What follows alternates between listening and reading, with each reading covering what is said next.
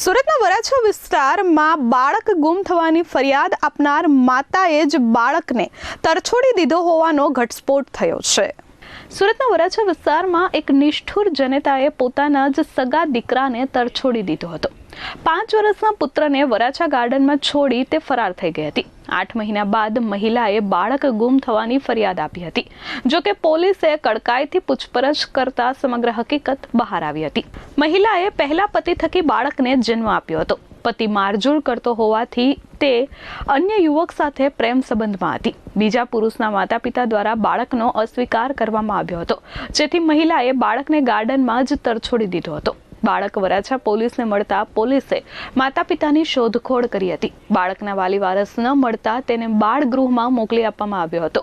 જો કે 8 મહિના બાદ ફરિયાદ મળતા જનતાનું પાપ બહાર આવ્યું હતું। વરાછા પોલીસ દ્વારા ખોટી ફરિયાદ અને બાળકને તરછોડી દેનાર માતાની અને યુવકની ધરપકડ કરી છે। Bureau report S24 news Surat.